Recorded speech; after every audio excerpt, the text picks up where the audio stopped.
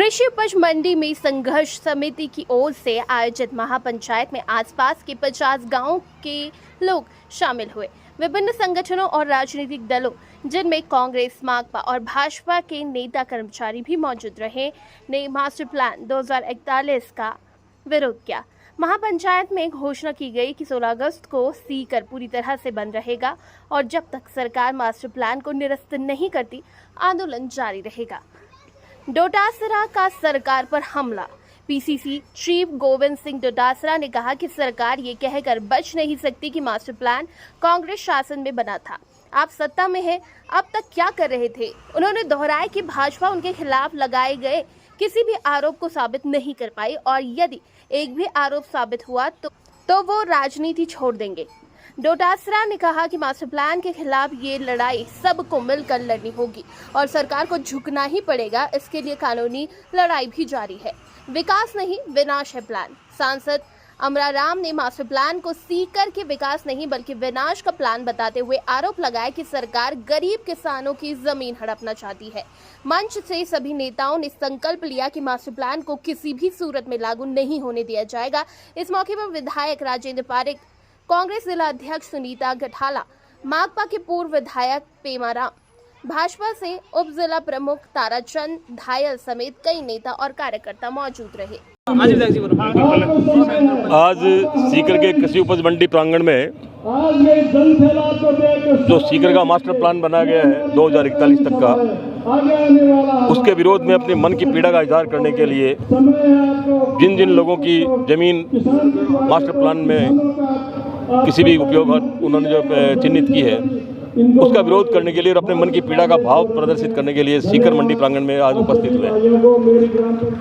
मैं इस मंडी प्रांगण के आज के इस आयोजन के माध्यम से एक संदेश देना चाहता हूं सरकार को भी कि सरकार के जिन अधिकारियों ने भी इस मास्टर प्लान को बनाया है उन्होंने एक दिन भी फिजिकल रूप में आकर के धरातल पे आकर के पूरे मास्टर प्लान को देखा नहीं और एयर कंडीशन में बैठ करके मास्टर प्लान बनाया है। इसका जीता जागता प्रमाण इस बात का है कि सीकर में 2011 के बाद में यूआईटी है। यूआईटी की जो योजनाएं जो उनके रिहायशी जो उनकी आवासीय योजनाएं जो लॉन्च की गई है, उनकी जो भी सड़कों के माध्यम से जो उनकी योजनाएं लॉन्च की गई है, नगर परिषद सीकर की जो योजनाएं हैं उन सबको भी उस मास्टर प्लान में शामिल कर लिया। नगर परिषद ने और यूआईटी ने स्वयं ने जो है इस बात के लिए शिकायतें दर्ज कराई है। जिस मास्टर प्लान निर्माता को, जिस टाउन प्लानर को ये पता नहीं है कि सीकर नगर परिषद में यूआईटी और नगर परिषद की ज़मीनों को मास्टर प्लान में ले रहे हैं, इसका मतलब साफ है कि एयर कंडीशन दफ्तरों में बैठ करके उन्होंने इमेजरी बिनेज बना करके सारा का सारा ये काम किया है। लेकिन सीकर का आमजन और सीकर के जनप्रतिनिधि इस बात के लिए दृढ़ प्रतिज्ञ हैं इस तरह के वाहियात मास्टर प्लान को हम लागू नहीं होने देंगे। ये किसी विशेष उद्देश्य के तहत जो है ये मास्टर प्लान बनाया गया है। मैं कठोर शब्दों में इसकी निंदा करता हूँ और मैं आग्रह करता हूँ, सरकार से आग्रह भी करता हूँ और क्योंकि माननीय मंत्री जो है हमारे सीकर जिले से हैं, मैं बड़े आदर और मन के साथ उनको कहना चाहता हूँ उनको आगे आना चाहिए, सीकर के आम जन की इस पीड़ा को महसूस करना चाहिए, आगे बढ़ करके उनको इस बात को कहना चाहिए। जो भी आपत्तियां दर्ज हुई है उन सब आपत्तियों का हम निराकरण करेंगे। आज मैंने पता किया करीब 5,500 आपत्तियां इसमें दर्ज हुई है। 5,500 आपत्तियों के बावजूद भी आप मास्टर प्लान को लागू करने की बात कर रहे हैं। कौन लागू करने देगा? इसमें न कोई पार्टी पॉलिटिक्स की बात है। बताते हैं जब भी उनके पास कोई जाता है तो कहते हैं ये पाप तो कांग्रेस ने कर दिया। तो रोने के लिए आए हो क्या सरकार में? अगर कांग्रेस ने गड़बड़ कर दी तो आप ठीक करो। कभी कोई पार्टी कोई काम नहीं करती है साहब, पार्टी नीतियां बनाती है। पार्टी इसकी जमीन ले लो, इसकी मत ले लो, ये खेत इसका हो जाए, ये खेत इसका हो जाए।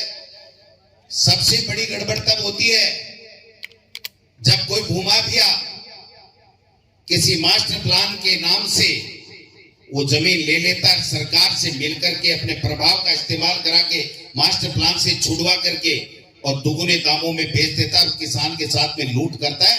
सबसे बड़ी बेईमानी वो होती है। वो बेईमानी उजागर करो ना, मना कौन कर रहा है इनको?